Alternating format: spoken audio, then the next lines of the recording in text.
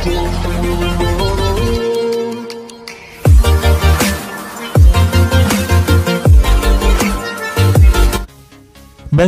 Shri കണ്ടിരവ stadium ഇന്ന് ഒരു thrilling മാച്ചിനാണ് സാക്ഷ്യം വഹിച്ചത്.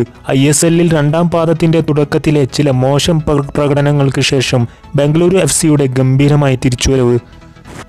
ആദ്യ പകുതിക്ക് മുമ്പ് നിഷു കുമാറിനെ ചുവപ്പ് കാർഡ് മൂലം നഷ്ടപ്പെടേണ്ടി വന്നിട്ടും FC ഗോവയെ 3-0 കെട്ടുകെട്ടിച്ചു സുനിൽ ഛേത്രിയും സംഘവും.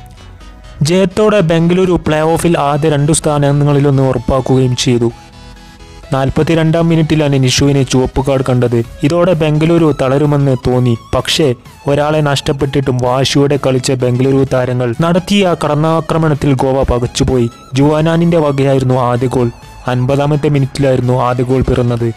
8 മിനിറ്റിനുള്ളിൽ ഉദാന്ത സിംഗിലൂടെ വീണ്ടും മുന്നിലെത്തി ബംഗളൂരു FC. 69-ാമത്തെ മിനിറ്റിൽ മിക്കു 3-ാമത്തെ വെടിയും പൊട്ടിച്ചതോടെ ഗോവ തവിടുപൊടി. 17 മത്സരങ്ങളിൽ നിന്ന് 34 പോയിന്റ് നേടി ബംഗളൂരു FC പ്ലേ ഓഫിലേക്ക് രാജകീയമായി എത്തിച്ചേർന്നു. 31 പോയിന്റുള്ള ഗോവയും പ്ലേ ഓഫിലേക്ക് എത്തിയിട്ടുണ്ട്. ശേഷിക്കുന്ന 2 സ്ഥാനങ്ങൾക്കായി മത്സരിക്കുന്നത് 3 ടീമുകളാണ്. ഇതിൽ ജംഷഡ്പൂർ FCക്കാണ് ഏറ്റവും കുറച്ചു സാധ്യതകൾ. നോർത്ത് ഈസ്റ്റിന് 28 പോയിന്റ്, മുംബൈ സിറ്റിക്ക് 27 പോയിന്റുമാണ് നിലവിൽ ലീഗിലുള്ളത്. ഏതായാലും ഇന്നത്തെ മത്സരത്തിലെ വിജയം ബംഗളൂരു ആരാധകർക്ക് ഒരുപാട് പ്രതീക്ഷകളാണ് നൽകിയിട്ടുള്ളത്. കാരണം കഴിഞ്ഞ 2-3 മത്സരങ്ങളായി കുറച്ച് നിലവാരം കുറഞ്ഞ പ്രകടനമായിരുന്നു ബംഗളൂരു പുറത്തെടുത്തത്. കൂടുതൽ സ്പോർട്സ് വാർത്തകൾക്കും ISL വാർത്തകൾക്കുമായി ഈ ചാനൽ സബ്സ്ക്രൈബ് ചെയ്യുക.